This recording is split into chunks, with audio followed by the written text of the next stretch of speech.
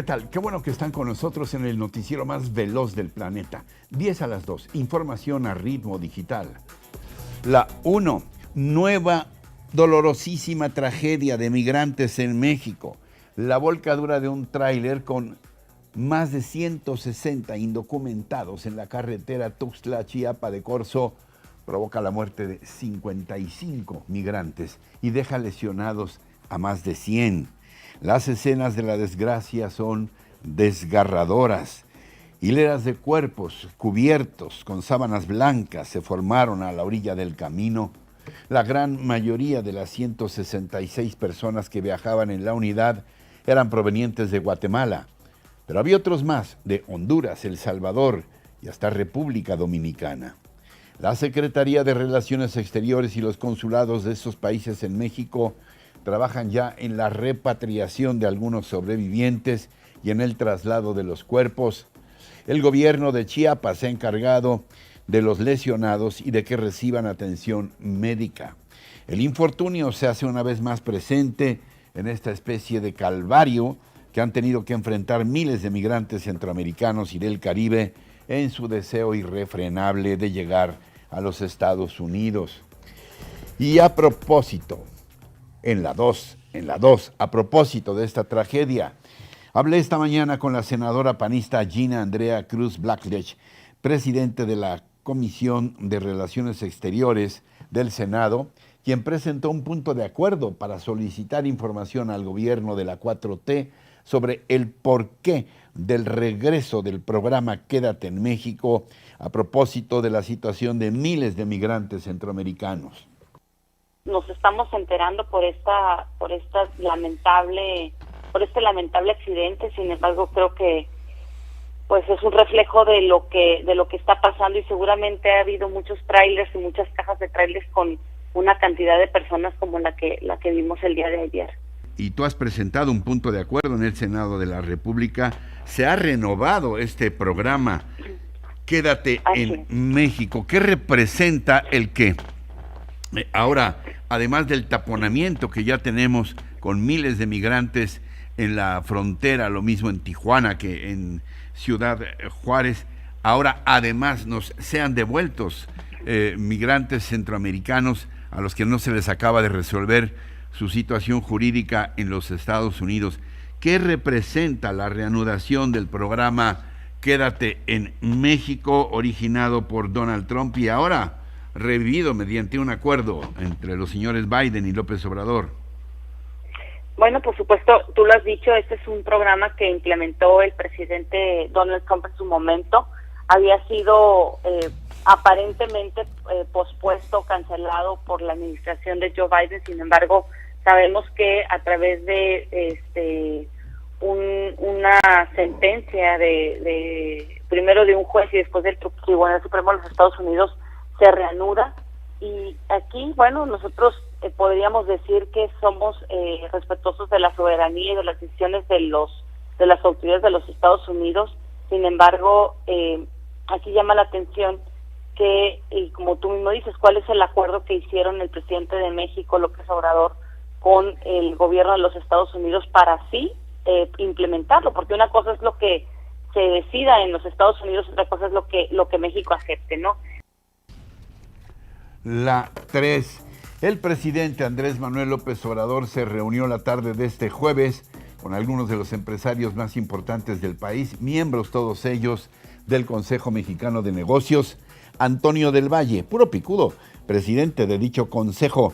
Daniel Servitje de Grupo Bimbo, Eduardo Tricio de Grupo Lala, Adrián Sada de Vitro, Carlos Salazar del Consejo Coordinador Empresarial, Blanca Treviño de Softec, Alejandro Ramírez de Cinépolis, Valentín Díez Morodo de Grupo Modelo, Carlos Slim Domit de Grupo Carso y Claudio X González de Kimberly Clark, quienes asistieron a la reunión que tuvo como escenario el Museo Calus frente a la Alameda Central. Antonio del Valle, el presidente del Consejo Mexicano de Negocios, calificó de productiva la reunión con el presidente y habló a su salida, qué bueno, sobre algunos de los temas que trataron con López Obrador. Mire, llegamos a un acuerdo entre todos de que el vocero va a ser Antonio. Apoyo todo lo que él exprese. Por supuesto, fortalecer a la Comisión Federal de Electricidad, que es un organismo importantísimo para el desarrollo del país, pero también enfocarse en generar energías limpias, generar energía barata y sobre todo que llegue a todos y todas las mexicanas. La 4. El presidente López Obrador consideró que la tragedia ocurrida ayer en Chiapas debe servir para tomar conciencia y que se atienda el problema migratorio de fondo. En la conferencia de esta mañana, celebrada en Chihuahua, el jefe del Ejecutivo expresó su dolor por el fallecimiento de 54 migrantes y 105 más heridos al volcar un tráiler y urgió a Estados Unidos a acelerar las soluciones a la migración. ¿Considera que en Estados Unidos hay voluntad política, pero sí, no hay acción? No hay acción. Hay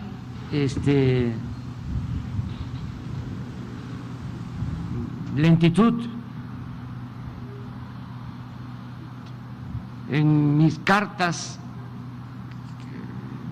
un texto que le envía el presidente Biden, hablo también de este asunto y ya lo último es un llamado desesperado.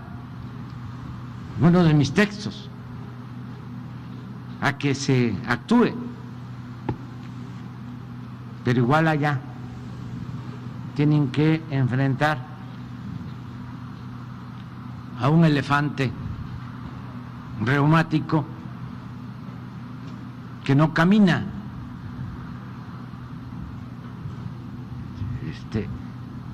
no actúan de manera ejecutiva. Y esto pues amerita una atención urgente. La 5. A ver, ¿cómo está eso de que la aceptación del presidente Andrés Manuel López Obrador está 11 puntos abajo en la Ciudad de México en comparación al nivel nacional? Sobre la más reciente encuesta, hablé esta mañana con Francisco Abundis, director general de Parametría. Ciertamente, llevamos ya algunos días discutiendo el tema de la aprobación del presidente. Esta mañana te presento datos que son solamente para la Ciudad de México y te doy un comparado con lo que está pasando a nivel nacional. Me parece que la primera pregunta que planteas se ve muy distinta en la Ciudad de México comparado con la evaluación del presidente a nivel nacional. Recordarás que hace una semana veíamos la evaluación del presidente en un 72% en el agregado nacional, pero es interesante que en la Ciudad de México está 11 puntos por debajo, está en 61% y la desaprobación en 36%. Esta tendencia, si lo ves a lo largo del tiempo, es muy claro cómo había una caída de su aprobación, ¿no? Hasta que empezó la pandemia, desde el inicio de su administración hasta marzo básicamente del 2020, y es ahí cuando se revierte esta tendencia, pasa a nivel nacional y pasa también en la Ciudad de México. Entonces, el primer dato que llama la atención, el presidente está en la Ciudad de México 11 puntos por debajo de lo que tiene a nivel nacional. La 6. Doy la cara y estoy limpio, asegura Santiago Nieto, ex titular de la Unidad de Inteligencia Financiera de Hacienda. Nieto asistió al Senado de la República a un evento con motivo del Día Internacional contra la Corrupción. Ahí aseguró estar limpio de cualquier caso de corrupción, negó tener algún enfrentamiento con el fiscal Alejandro Gertz Manero, ese está de no creerse, y confirmó que ya se puso en contacto con Roberto Salcedo, secretario de la Función Pública. Presidente López Obrador, es importante primero dar la cara, segundo actuar en congruencia a los principios de la Cuarta Transformación. Me he puesto hoy en contacto con el secretario de la Función Pública para presentar mi declaración de conclusión del cargo y ahí se encuentran contemplados, como están desde la declaración de modificación patrimonial, los 3 créditos hipotecarios incluyendo el que tengo con mi esposa, de forma mancomunada. Entonces, me he puesto en contacto con él para efecto de ponerme a su disposición. La 7. La Secretaría de Salud reporta 3.180 nuevos casos de COVID-19 para un acumulado de 3.911.000 infectados en lo que va de la pandemia. El número de muertos a causa de la enfermedad asciende hasta la fecha, cifra oficial 296.000, cifra extraoficial 600.000 por lo menos. En cuanto al plan de vacunación, 79 millones de mexicanos han sido inmunizados con al menos una dosis y 65.630.000 ya cuentan con su esquema completo. El gobierno capitalino anunció hace unas horas que a partir de la próxima semana, del martes 14 al sábado 18, se aplicará la vacuna de refuerzo en 7 alcaldías: Azcapotzalco, Xochimilco, Coyoacán, Magdalena Contreras, Miguel Hidalgo, Coajimalpa y Tláhuac. En tanto, la Organización Mundial de la Salud, la OMS, pide a los países ricos no acaparar las vacunas de COVID-19 y orientarlas para las dosis de refuerzo. Lo anterior, agregó la OMS, para evitar que se ponga en peligro el suministro del biológico a los países pobres, donde las tasas de vacunación son muy, muy bajas. La 8. La noche de este jueves murió mi amadísima y admiradísima Carmen Salinas, después de varios días de luchar contra un derrame cerebral. Su familia confirmó anoche el deceso de Carmelita, una de las artistas más queridas y más identificadas con el público. Actriz y productora que lo mismo destacó en el cine que en el teatro y la televisión por su enorme talento histriónico. Yo tuve la fortuna de contar no solo con su amistad, sino también con su cariño, ya que su hijo, Pedro Plasencia Salinas, quien partiera muy, muy joven, fue director musical de mi programa en vivo, aquel que duraba toda la noche, lo que me permitió de vez en cuando estar con su familia o en casa misma de Carmen Salinas y conocer este lado humano de un ser verdaderamente fuera de serie. Y justamente de este programa en vivo rescatamos uno de mis encuentros con ella, que hoy compartimos con ustedes a manera de homenaje y con un abrazo amoroso a María Eugenia, su hija, a Alicia, la esposa de Pedrito, y a sus nietas, que eran el gran motor de su vida.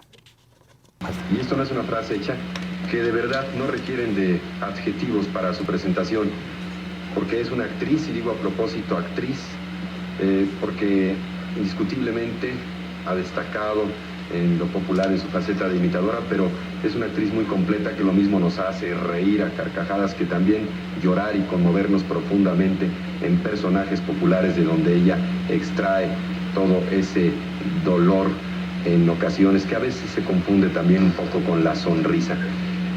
Vamos a charlar con ella, vamos a ver escenas de sus películas y vamos a verla en su fase de imitadora. Por todo ello me da muchísimo gusto recibir nuevamente en este programa a la señora Carmen Salinas. Gracias.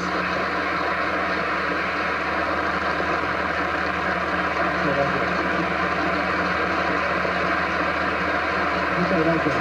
Gracias. Gracias. Gracias. Gracias.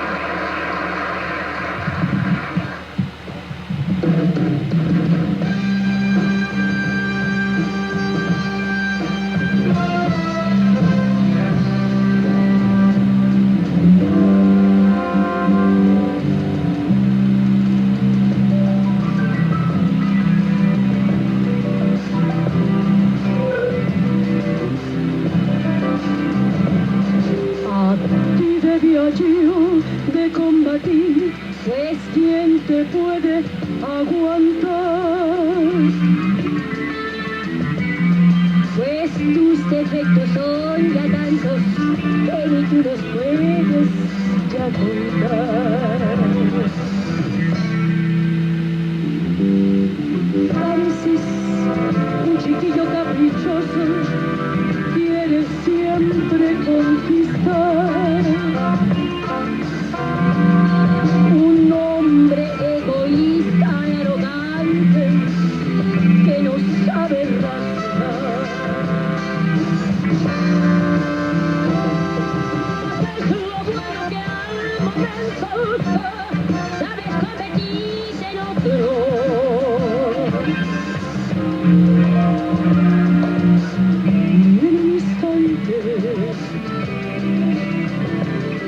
eres grande, grande, grande, mis penas no las puedo. Hasta siempre, queridísima Carmen.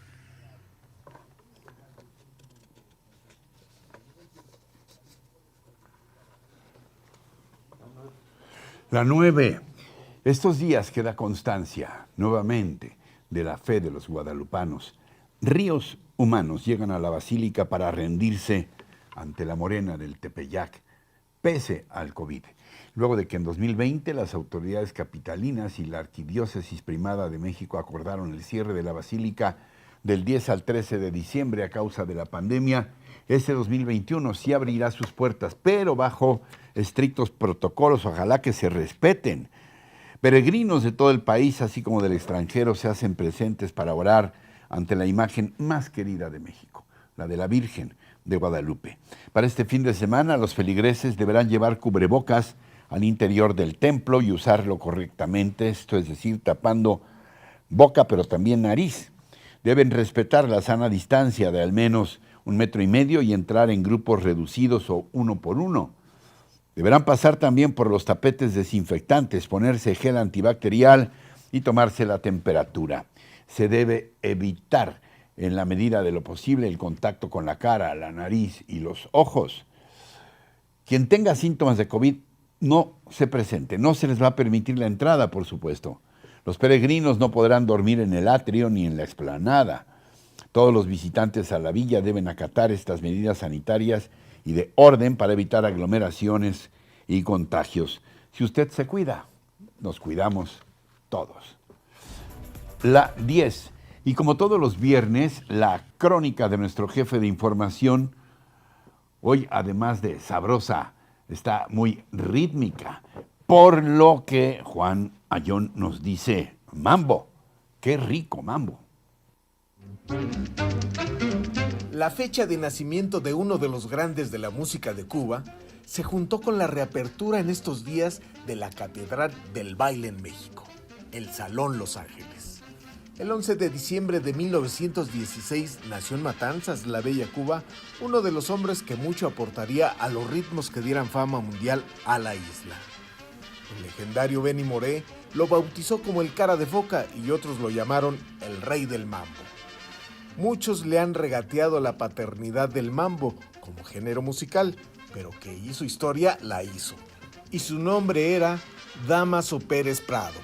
Tanto lo criticaron y lo tacharon de extravagante que lo congelaron, por lo que tuvo que salir de Cuba. Su paisano Kiko Mendive lo convence de venir a trabajar a México y llega el 28 de noviembre de 1948. En una plática que tuve, también hace unos ayeres con su paisana, la célebre bailarina Ninón Sevilla, me dijo que ella lo trajo a nuestro país y fue quien lo llevó al cine. Fue prácticamente su hada madrina. En aquel entonces, la vida nocturna y sus salones de baile estaban en su apogeo, y el danzón era el rey de la fiesta sobre los sonidos sensuales de la música afrocaribeña y latinoamericana. Los salones de baile fueron los espacios que acogieron al género musical y juntos formaron una dupla perfecta, que vivió momentos de gloria en la década de los 40. En esta década comenzaron las leyendas del Salón México, Los Ángeles, el California Dancing Club y el ya conocido como la Catedral del Danzón, el Salón Colonia. Posteriormente aparecieron el Maxim, el Salón Riviera, el Hidalgo y el Tropicana. Con la llegada de Pérez Prado, el apogeo de los tarzanes de gran copete y la música de un mayor ritmo compartieron pista con el cadencioso danzón. Ambiente que fue proyectado en la película de 1951, El Suavecito, de Víctor Parra y Aurora Segura a ritmo del mambo número 5. Modelo que fue enriquecido por los ritmos de las grandes bandas, donde Pérez Prado se adaptó muy bien, combinando el mambo con el swing, el boogie boogie y muy bien interpretado el mambo a la Kenton. Y con estos ritmos llegaron los pachucos a escena, liderados por el inconfundible cómico mexicano Tintán. Gabriel García Márquez decía que Pérez Prado había dado un golpe de estado contra la soberanía de todos los ritmos conocidos. Si en el cine los tintes del barrio, de la vida en la vecindad, en el arrabal eran hegemónicos, En los salones de grandes pistas se le rendía culto al baile, donde coincidían tanto personajes de la élite mexicana como habitantes de los barrios populares. Eran los tiempos de Mambo al Sax que años después acompañara la película Chin Chin el Teporocho, basada en un libro de Armando Ramírez sobre su barrio Tepito. Durante el resto del siglo XX, los salones de baile vieron pasar por sus pistas al tango, al cha-cha-cha, al ritmo tropical, cumbia y a la rumba. El Salón Los Ángeles reabrió sus puertas en noviembre de este 2021. Se volvieron a encender sus luces de neón y de la pista para volver a escuchar los ecos de Acerina, la Sonora Santanera, Celia Cruz, la Orquesta Aragón, la Sonora Matancera, Lobo y Melón y Moscovita, pero nadie como Pérez Prado. Los Ángeles, donde se dio vida a escenas de esquina bajan, también recibió a Diego Rivera, Frida Kahlo, Fidel Castro, al Che Guevara, a Gabriel García Márquez, Carlos Fuentes, José Saramago y a Carlos Monsiváis, entre otros muchos más. Al son del mambo en Los Ángeles conviven ecos de pachucos con sus zapatos de 2 colores, mujeres vestidas de cóctel con sus chongos a la Grey de media cubeta y abanico en las manos.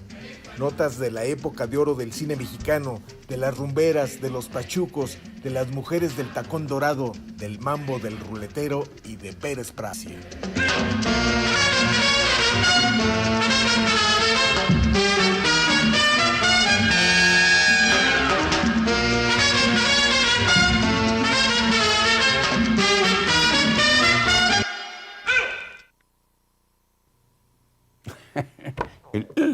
Inconfundible. Y así muy melódicos y mambísticos llegamos al final, pero recuerden que tenemos una cita de lunes a viernes en 10 a las 2 y en todo momento con nuestros contenidos completitos en nuestras redes sociales y por supuesto aquí en nuestra página rochainforma.com.